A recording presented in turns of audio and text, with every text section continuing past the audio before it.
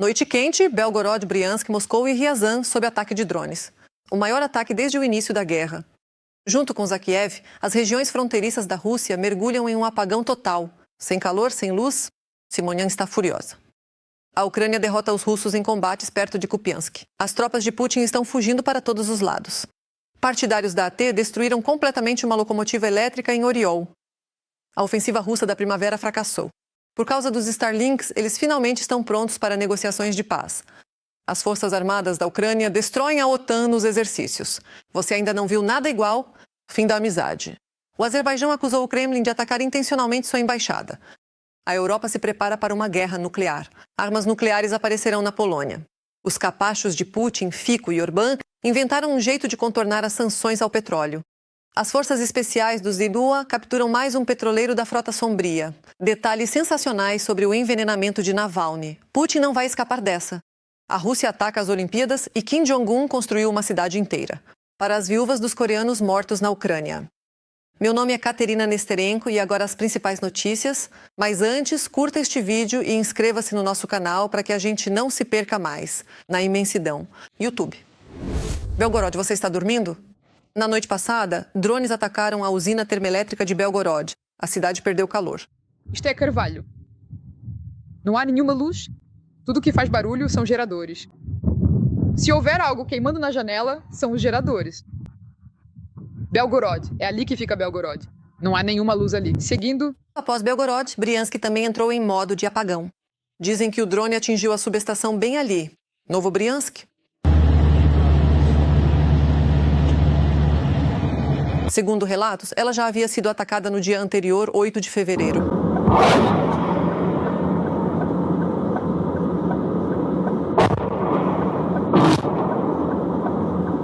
Os drones funcionaram tão bem que o governador da região de Briansk afirmou que ataques de tal magnitude nunca haviam ocorrido antes.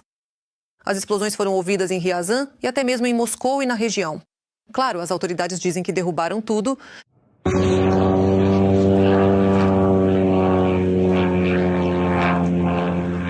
Após esses ataques, os canais pró-guerra declararam em uníssono que a fronteira deles não está protegida e que há um problema ali.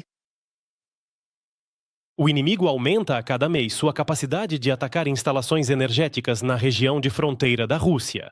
A atual temporada de aquecimento já está terminando, mas mesmo no final dela, as forças armadas da Ucrânia conseguiram criar problemas temporários, mas perceptíveis, com eletricidade e aquecimento, pelo menos em 2 regiões fronteiriças até o território russo anterior ao referendo. Em Belgorod mais, em Briansk menos. Se nada mudar, qual é o cenário mais provável? Então, no início da próxima temporada de aquecimento, o inimigo terá ainda mais capacidades e estoques de meios de ataque para criar, pelo menos, apagões localizados nas regiões de fronteira. As regiões mais ameaçadas são Belgorod, Briansk, Kursk e Oriol. Bem, o que vocês esperavam, afinal de contas? Movimentação. E mais uma coisa boa. Os partisãs do movimento ATSH destruíram uma locomotiva elétrica em Oriol para prejudicar a logística das Forças Armadas da Federação Russa na direção de Sumi. Por meio de incêndio, equipamentos críticos de uma locomotiva de carga principal foram inutilizados. Essa locomotiva elétrica não irá mais a lugar nenhum. A cadeia logística de suprimentos do inimigo sofreu mais um golpe. Enquanto eles procuram um substituto para a locomotiva, munições e equipamentos não chegarão ao fronte a tempo. O velho Vomets é o cavalo de batalha das ferrovias russas. É uma locomotiva pesada usada para transportar comboios militares de muitas toneladas. A unidade destruída era ativamente utilizada para transferir equipamentos, munições e combustível da retaguarda para as zonas fronteiriças das Forças de Segurança Russas, RSF, a fim de reforçar o grupo de tropas que operava na direção de Sumi. Continuamos a eliminar metodicamente o transporte ferroviário. Inimigo. Bem, o que posso dizer? Definitivamente são boas notícias. Curta se você concorda. Lendo os comentários dos episódios anteriores, vejo que muitas pessoas nos assistem do Cazaquistão, da Moldávia, da Europa e até mesmo dos SCCEUA. Nós, ucranianos, lhes somos muito gratos pelo seu apoio e estamos orgulhosos que tenhamos um número suficiente de espectadores. Escreva abaixo desta edição. De qual país você nos assiste e apoia a nossa luta contra o Império? Do mal. Sempre leio seus comentários com prazer. E nós, por enquanto, continuamos. A seguir, o mais interessante? E agora para as notícias da linha de frente. A Ucrânia derrotou a Rússia nas batalhas por Kupiansk. As perdas das tropas russas superaram as ucranianas na proporção de 27 para 1. Isso foi relatado pelo The Times. Segundo fontes da publicação, até 200 soldados russos foram cercados antes do Natal. As perdas totais da Rússia nesta região no último ano são contadas em milhares. Foram transferidas para essa direção algumas das unidades ucranianas mais fortes, incluindo soldados da 13ª Brigada Khartia. As forças de defesa repeliram o inimigo e hastearam a bandeira ucraniana sobre o prédio do Conselho Municipal. Apesar dos ataques massivos e da superioridade em efetivo, a Rússia não conseguiu obter avanços significativos neste setor da frente. O Estado-Maior informou que as forças de defesa atingiram o alvo. A concentração de efetivo inimigo nos territórios temporariamente ocupados das regiões de Zaporizhzhia e de Dnipropetrovsk, e no território temporariamente ocupado da região de Donetsk, foram destruídos um centro de comunicações e um posto de controle de drones. Na noite de 16 de fevereiro, na região do povoado de Kalinivka, na região de Zaporizhzhia, foi atingido área de concentração de efetivo inimigo. Em 15 de fevereiro de 2026, na região de Novopavlivka, na região de Donetsk, foi atingido um centro de comunicações do inimigo. Na região do povoado de Berezova, na região de Dnipropetrovsk, nossos soldados atacaram a concentração de efetivo inimigo. Também na região do povoado de Zatishek, na região de Donetsk. Foi atingido um posto de comando de drones dos ocupantes. As perdas do inimigo e a extensão dos danos causados estão sendo esclarecidas. Mas também há más notícias. O inimigo ocupou a vila de Rovnoe, no Donbass, e também avançou em Pokrovsk, Mirnograd e Rodinskoye. Essas informações são confirmadas por dados do Deep State. Eu, por minha vez, não me canso de admirar a coragem e o heroísmo dos soldados ucranianos. Eles mantêm a linha de frente e resistem a uma enorme horda, que os supera significativamente em número. Por isso, peço que apoiem as Forças Armadas da Ucrânia e, se não for possível ajudar financeiramente, escrevam palavras de apoio para eles nos comentários. Eu sei que eles nos assistem. O ministro da Defesa do Reino Unido, John Gilly, declarou que o exército russo está sofrendo perdas que superam sua capacidade de reposição de pessoal. Ele afirmou isso em entrevista a Bloomberg, à margem da Conferência de Segurança de Munique. Nos últimos 2 meses, as Forças Armadas da Ucrânia causaram mais baixas à Rússia do que Moscou recrutou. Em alguns trechos, a proporção chega a 25-1. Segundo Gilly, o exército russo depende cada vez mais de mercenários estrangeiros, em particular da Índia, Paquistão, Nepal, Cuba, Nigéria e Senegal. Ao mesmo tempo, o número de soldados norte-coreanos lutando ao lado da Rússia é de cerca de 17 mil pessoas. Lembro que, anteriormente, o ministro da Defesa da Ucrânia, Mikhail Fedorov, anunciou a intenção de aumentar as perdas mensais da Federação Russa para 50 mil pessoas até o verão. Autoridades ocidentais acreditam que tais perdas dificultarão para a Rússia reabastecer o exército sem anunciar uma nova onda de mobilização. Tudo isso traz riscos para o ditador da Rússia, Putin, já que a convocação anterior de 300 mil pessoas em 2022 provocou uma saída em massa de homens do país e insatisfação pública. O que você acha? Será que uma nova onda de mobilização será anunciada na Rússia? E devemos esperar uma insatisfação em massa entre os russos? Escreva suas opiniões nos comentários, com certeza vou ler. Enquanto isso, a ofensiva russa da primavera fracassa antes mesmo de começar. O motivo é a desconexão do Starlink. Os detalhes estão na nossa reportagem. Hoje estamos sentindo uma necessidade urgente do sistema Starlink. Ajude-nos. Elon Musk está frustrando a ofensiva dos russos. A campanha militar de primavera de Putin está seriamente em dúvida. Obrigado ao Elon Musk pelas tecnologias modernas. O sinal está ótimo, está muito bom. Assim, contou Dmitry Zhimailo, diretor do Centro Ucraniano de Segurança e Cooperação. Imediatamente após o bloqueio dos terminais Starlink, o exército russo rapidamente mudou para o Telegram para manter pelo menos algum tipo de comunicação na linha de frente. Mas já no dia seguinte, o mensageiro foi considerado inimigo e então ele também parou de funcionar.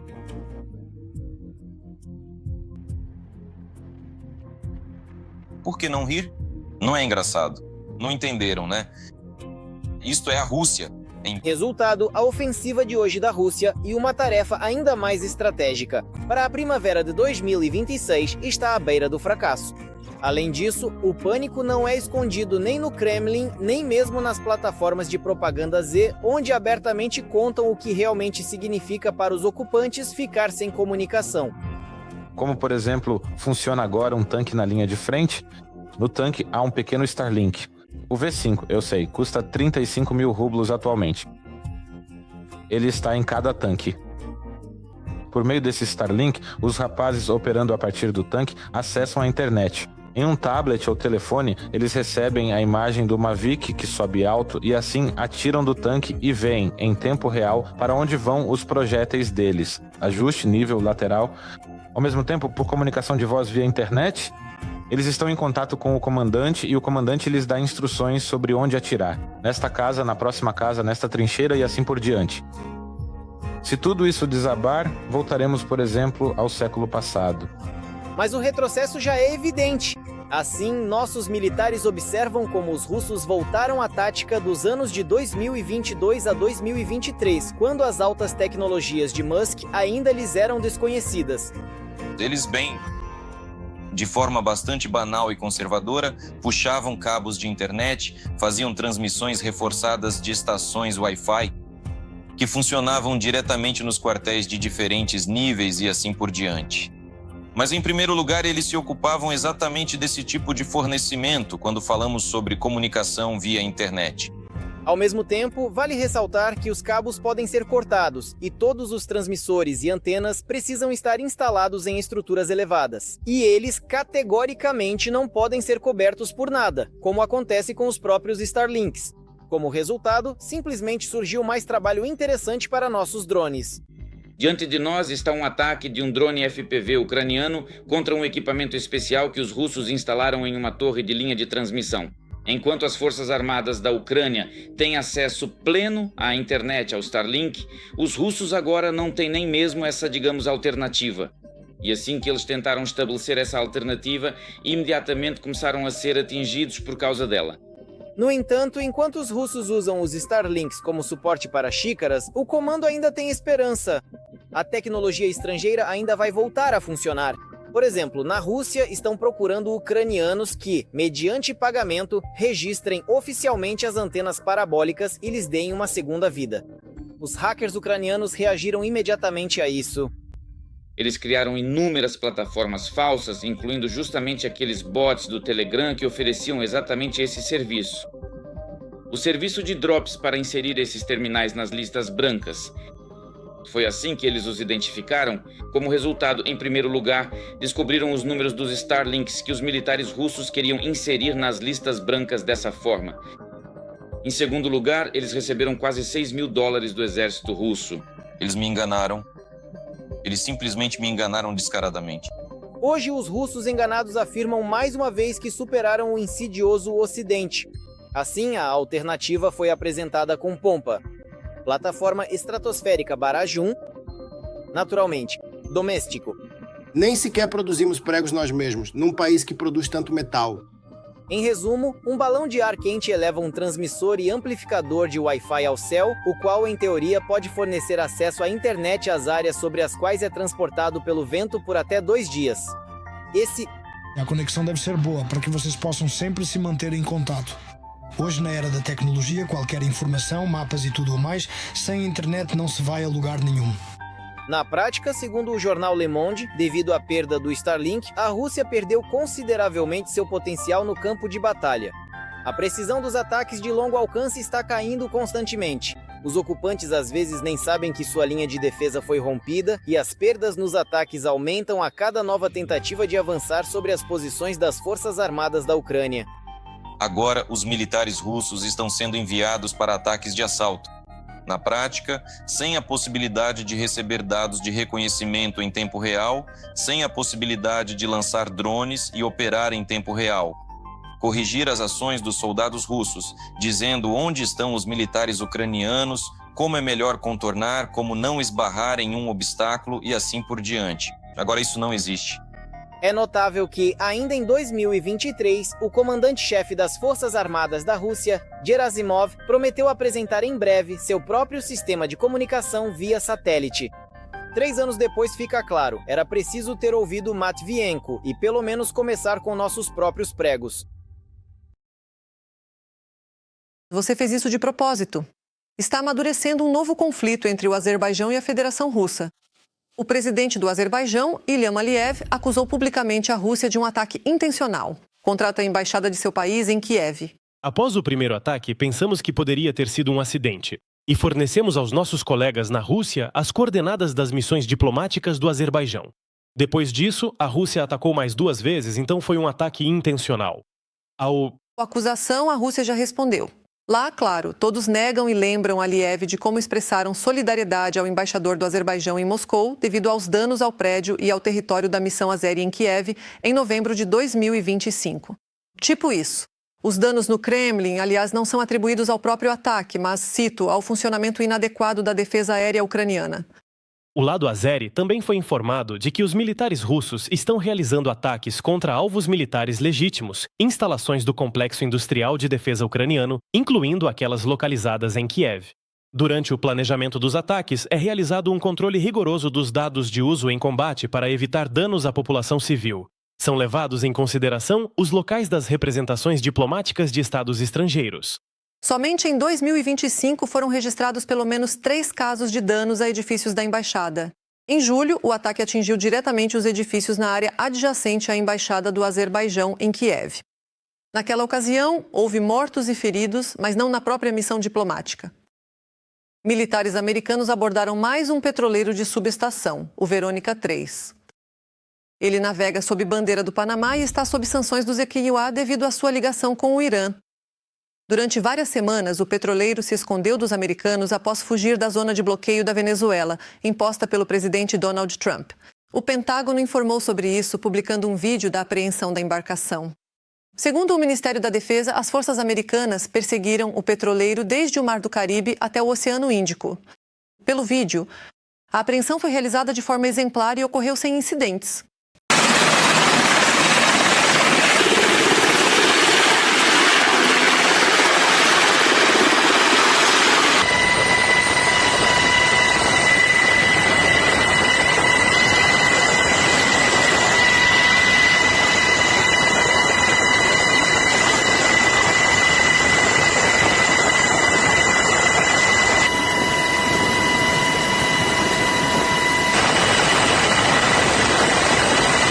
Comentando o vídeo, o Ministério da Guerra do Zeuira permitiu-se um pouco de emoção. A embarcação tentou desafiar o presidente Trump. Aparentemente, o petróleo foi carregado antes da visita amistosa das forças especiais do ZEUA à residência de Maduro e tentaram contornar as restrições impostas por Trump. O petroleiro foi confiscado? O Pentágono não informa. Os índices de prontidão de combate do exército colidiram com a realidade. Nos Eliar, o melhor exército do mundo. Os militares ucranianos venceram facilmente as forças conjuntas da OTAN durante os recentes exercícios conjuntos. Como isso aconteceu? E o que indica que os rankings, nos quais o exército russo supostamente está em segundo lugar e o ucraniano no segundo grupo de 10, não correspondem absolutamente à realidade. As Forças Armadas da Ucrânia derrotaram as tropas da OTAN, e isso no sentido literal da palavra, durante os exercícios em grande escala chamados Hedgehog, que significa ouriço, realizados na Estónia, onde as unidades especiais da Aliança do Atlântico Norte sofreram um fracasso total. Isso aconteceu há quase um ano. No entanto, parece que o sigilo em torno dos resultados dos exercícios só agora foi quebrado. Militares ucranianos demonstraram que os exércitos da OTAN não estão preparados para a guerra moderna. Drones. Mais de 16 mil militares de 12 países da aliança participaram das manobras. Em um dos cenários, unidades da OTAN tentaram lançar uma ofensiva, mas foram rapidamente destruídas. Os generais da OTAN não conseguiam acreditar no que estava acontecendo. Num instante, eles perderam 2 batalhões de seus melhores soldados junto com todo o equipamento pesado. Isso nunca havia acontecido em nenhum exercício militar antes. Eles não entendem que é preciso mudar praticamente tudo. A primeira surpresa para as forças da OTAN foram os operadores de drones ucranianos. O fato de que os drones são atualmente uma das armas mais eficazes na linha de frente era conhecido no Ocidente. Mas não esperavam que nas mãos habilidosas dos combatentes das Forças Armadas da Ucrânia eles se tornassem tão letais. A equipe ucraniana era composta por combatentes das unidades de sistemas aéreos não tripulados, operadores de bombardeiros da 412ª Brigada Nêmesis e tripulações de FPV da 427ª Brigada Harol. Também participaram dos exercícios, do lado ucraniano, operadores de FPV da Legião Internacional e a direção principal de inteligência do Ministério da Defesa da Ucrânia, e representantes do sistema de consciência situacional Delta. Foi justamente o sistema de comando de combate Delta, que coleta dados de inteligência em tempo real, analisa com a ajuda de inteligência artificial e coordena os ataques, que ajudou as Forças Armadas da Ucrânia a destruir as forças do inimigo teórico. Além disso, os militares ocidentais andavam sem camuflagem, montavam tendas e veículos blindados diretamente no campo, tornando-se alvos fáceis para os drones. Depois disso, durante os exercícios, a infantaria ucraniana entrou em ação. De acordo com o roteiro, um grupo de 10 militares ucranianos inutilizou 17 veículos blindados em meio-dia usando drones. E realizaram cerca de 30 ataques adicionais a vários alvos. Mantendo essa intensidade, as perdas simuladas em um dia poderiam chegar à escala de até 2 batalhões. Aconteceu que o ouriço da OTAN perdeu todos os seus espinhos.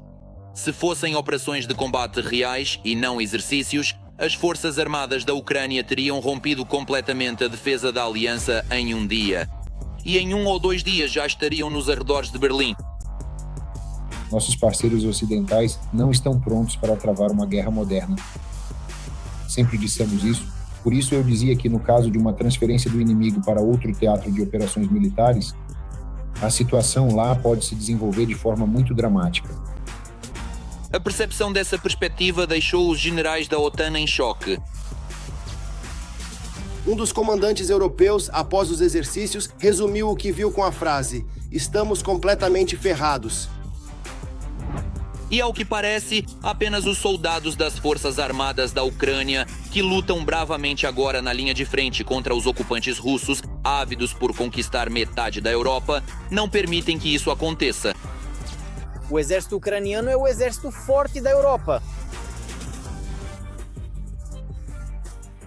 O exército ucraniano é o exército mais forte da Europa, graças aos nossos heróis, e eu acho que é simplesmente tolice manter esse exército fora da OTAN.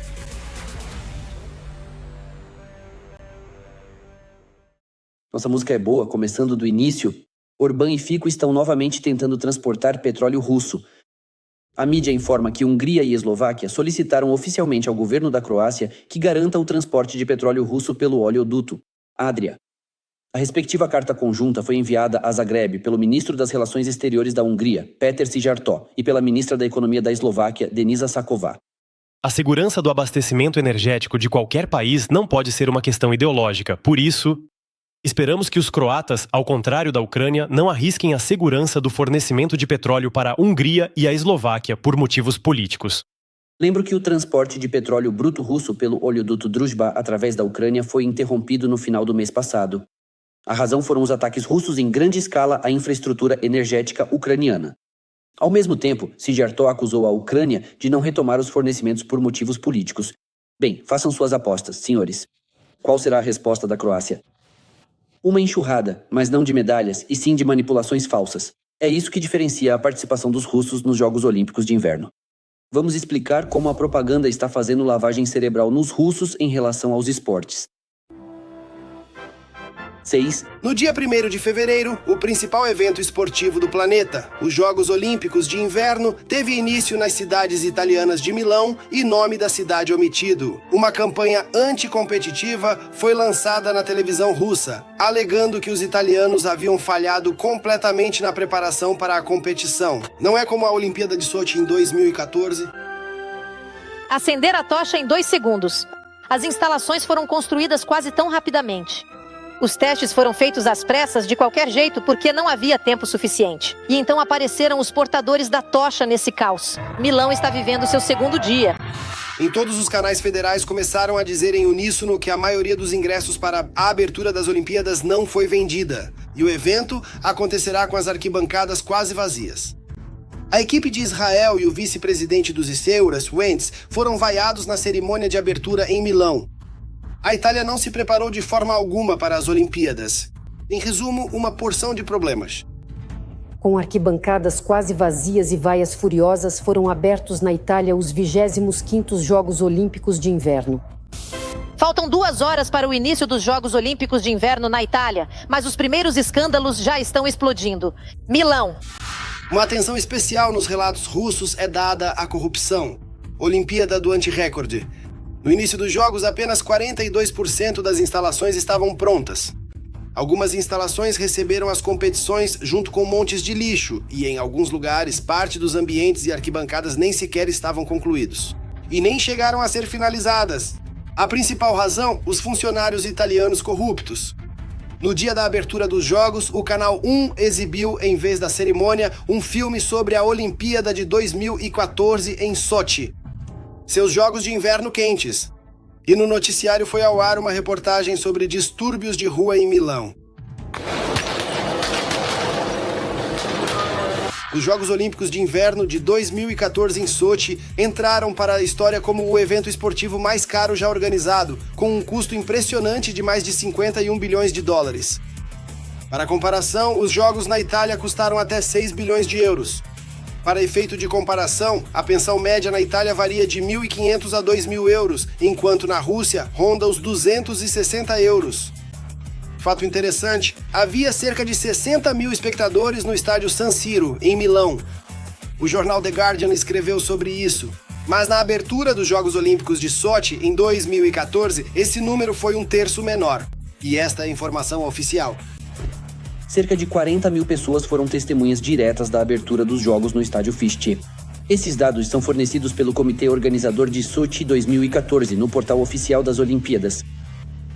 A cereja do bolo na cobertura da Olimpíada de Inverno para a propaganda russa foi a seleção da Ucrânia, a qual os escritores e blogueiros pró-Kremlin dedicaram atenção especial. Em redes sociais como Telegram e VKontakte, está sendo disseminada a afirmação de que Kiev supostamente planejava enviar para Milão 120 agentes do Serviço de Segurança da Ucrânia para que nenhum dos membros da delegação ucraniana fugisse. Alega-se que as autoridades italianas teriam proibido isso. As supostas provas são um vídeo da Reuters em inglês. Na realidade, é claro, a Reuters não publicou nada do tipo. Da mesma forma, no Twitter e no VKontakte está circulando um material semelhante alegando que o Serviço de Segurança da Ucrânia teria confiscado os passaportes dos familiares dos atletas ucranianos para que eles não permanecessem na Itália após as Olimpíadas. Como prova, é exibido um vídeo falso de um suposto veículo de mídia de língua inglesa não identificado. Ao mesmo tempo, como ícone do veículo, foi utilizado o logotipo do canal do Telegram de uma agência de mídia opositora russa. O princípio dessas notícias falsas é muito simples. Cria-se uma sensação de verossimilhança por meio da imitação de uma fonte respeitável. Uma notícia falsa da Reuters está sendo disseminada por canais russos do Telegram. Contém declarações falsas sobre o esquelético ucraniano Vladislav Geraskevich, que foi desqualificado pelo COI por usar capacete, com fotografias de atletas que morreram por causa da guerra. A notícia falsa afirma que o irmão dele está trabalhando no centro comercial de Kiev. Os russos lançaram uma campanha de informação para desacreditar a Ucrânia e seus atletas na preparação para os Jogos Olímpicos de 2026. O objetivo é desacreditar a Ucrânia no cenário internacional, prejudicar a reputação dos atletas ucranianos e disseminar narrativas anti-ucranianas entre o público global. A razão para uma política de informação tão inadequada nos canais federais é simples. A Rússia e a Bielorrússia foram excluídas de participar dos Jogos sob suas bandeiras nacionais, devido à invasão em grande escala da Ucrânia. Nós queremos armas nucleares. Essas não são nossas palavras, embora... Enfim, o presidente da Polônia, Karol Nawrocki, declarou que a Polônia deve criar suas próprias armas nucleares. Sou um grande defensor da adesão da Polónia ao projeto nuclear. Quero dizer que o caminho para criar o potencial nuclear polonês deve ser totalmente compatível com todas as normas internacionais. Essa é a direção que devemos seguir. Nawrocki explica isso de forma muito simples. A Rússia, com seus planos imperialistas. Na verdade, o presidente da Polônia não sabe se a conversa sobre armas nucleares irá adiante. Afinal, seu país assinou o Tratado de Não Proliferação de Armas Nucleares. Não encare isso como um incentivo, mas a Convenção sobre a Proibição de Minas Antipessoais. A Polônia, junto com a Ucrânia, Lituânia, Letônia, Estônia e Finlândia, também assinou, mas todos saíram dela juntos. A Polônia, neste exato momento. E tudo isso por causa da Rússia e seus apetites territoriais. A guerra nuclear está mais próxima do que pensamos? Pela primeira vez desde a Guerra Fria, a Alemanha e a França estão realizando conversas secretas sobre o arsenal nuclear da UE e estão considerando a dissuasão nuclear contra seus adversários. Mas a razão para isso não é apenas a ameaça da Federação Russa, mas também dos Estados Unidos. O que o mundo pode esperar a seguir e quão preparada está a UE para a ameaça nuclear? Falaremos sobre isso na reportagem Nuclear. A guerra está mais próxima do que pensamos? Pela primeira vez desde a Guerra Fria, a Europa fala em criar sua própria conta nuclear. O estopim foram as dúvidas sobre a garantia de segurança do CIOEA, a chamada crise de confiança em Trump e, claro, as ameaças da Rússia. O chanceler alemão Friedrich Merz declarou que Alemanha e França estão negociando sobre a dissuasão nuclear europeia. Não estamos fazendo isso descartando a OTAN. Estamos fazendo isso criando um pilar europeu forte e autossuficiente dentro da aliança, disse o chanceler em seu discurso. Mas por que essas conversas começaram agora? Medo de Putin ou medo da inação de Trump? Como dizem os especialistas, trata-se de um conjunto de ameaças. A União Europeia está agora preocupada com sua segurança, levando em conta não apenas a inação de Donald Trump, mas até mesmo sua hiperatividade excessiva em relação a alguns territórios da União Europeia. Em primeiro lugar, trata-se da Groenlândia e das ameaças à Dinamarca. Devido às declarações que o presidente dos Estados Unidos já fez repetidamente. Claro, também é necessário um argumento sério contra a Rússia para os países que se consideram hegemonias na Europa. Mais uma vez, trata-se da França e da Alemanha. A Alemanha está atualmente impossibilitada de possuir armas nucleares. Em seu território, elas apenas estão estacionadas. E essas são armas nucleares dos Estados Unidos. Por isso, a Alemanha também pensou em ter seu próprio porrete nuclear para se sentir mais segura, sem depender, digamos assim, de alguns de seus aliados. Como escreve a Bloomberg, a ideia prevê a ampliação do guarda-chuva nuclear da França, mas ainda não está claro se Paris concordará em oferecer dissuasão nuclear para os demais países europeus. Até agora, nenhuma proposta foi feita por Macron. Além disso, também está sendo considerado o desenvolvimento potencial das capacidades de defesa próprias de alguns países. Como escrevem jornalistas ocidentais, citando suas fontes, para a maioria dos países da UE, a substituição do guarda-chuva nuclear americano por um europeu é inviável. Pelo menos porque a Europa já gasta muitos recursos no fortalecimento de seu poderio militar convencional. Por isso, como exatamente será a proteção nuclear, nem mesmo na Europa se sabe ao certo por enquanto. Como isso vai funcionar, eu não acho que nem mesmo os próprios europeus entendam perfeitamente. Atualmente, entre os países europeus que possuem armas nucleares estão a França e o Reino Unido. O Reino Unido tem um potencial bastante considerável para realizar ataques de retaliação, assim como a França. Os Estados Unidos, neste caso, são um contrapeso adicional no território da Alemanha. É a possibilidade de utilização de um amplo sistema de reconhecimento por satélite em órbita terrestre e muitas outras vantagens. Se a Europa perder isso, no geral, ela ainda terá a capacidade, se estivermos falando sobre ameaças vindas da Federação Russa, de, se necessário, realizar um ataque de retaliação contra a parte europeia da Federação Russa. Atualmente, as únicas potências nucleares na Europa de fato continuam sendo o Reino Unido e a França. Segundo estimativas, juntas elas possuem cerca de 400 ogivas nucleares, enquanto os Estados Unidos dispõem de um arsenal significativamente maior. A França, por sua vez, mantém todo o ciclo de produção de ogivas nucleares, enquanto o Reino Unido depende parcialmente de tecnologias e fornecimentos dos EQMA. É justamente Paris que pode desempenhar um papel fundamental na criação de um novo sistema europeu de dissuasão nuclear. Em 5 de fevereiro de 2026, expirou oficialmente o Tratado Russo-Americano sobre Armas Estratégicas Ofensivas. Agora, nada mais impede a Rússia e os Ucrânia de entrarem em uma corrida armamentista nuclear. O fim do controle sobre as armas nucleares só aumenta ainda mais a tensão. As relações deterioradas entre a Rússia e os EUAs e o desejo de Putin de aprofundar a guerra na Europa. Será que a guerra nuclear está realmente mais próxima? Se você também pensou nisso, ainda é cedo para comprar iodo. Afinal, como dizem os especialistas, isso é muito improvável. Um exemplo de como as armas nucleares não são usadas nem mesmo sob a doutrina mais rígida é a guerra da Rússia contra a Ucrânia. Aqui surge a pergunta: o que vem acontecendo há vários anos nas regiões mais profundas da retaguarda da Federação Russa, tanto na retaguarda próxima quanto na profunda? O que acontece é que a Ucrânia está realizando ataques com drones de ataque de longo alcance contra alvos estratégicos, contra instalações nucleares, destrói a aviação estratégica russa, que faz parte do componente aéreo da tríade nuclear, realiza ataques com mísseis, destrói instalações do complexo de refino de petróleo, do complexo militar industrial e do setor energético. Entra no território da Federação Russa e realiza ações de incursão lá, controlando centenas de quilômetros quadrados por meses. Onde está a resposta? Onde está a resposta nuclear? Ou seja, este é mais um exemplo de que a arma nuclear é, na verdade, apenas um efeito placebo, que mesmo com a doutrina nuclear mais rígida, é praticamente impossível de ser usada em uma guerra convencional. Surge a pergunta: a Europa pode se proteger com armas nucleares? Contra o inimigo, a questão segue em aberto. Será que a França, a Alemanha ou o Reino Unido usariam armas nucleares se a Rússia ocupasse a Estônia, se invadisse a Finlândia, se começasse a atacar o corredor de Suwałki e tentasse abri-lo da Bielorrússia até o enclave de Kaliningrado, ou de Kaliningrado até a Bielorrússia, e avançar diretamente sobre Varsóvia? Ou seja, essa arma será usada, será empregada, se tudo isso acontecer dentro dos limites de uma guerra convencional? Acho que não. E enquanto a Europa não entender todas essas circunstâncias, essas conversas continuam sendo apenas conversas.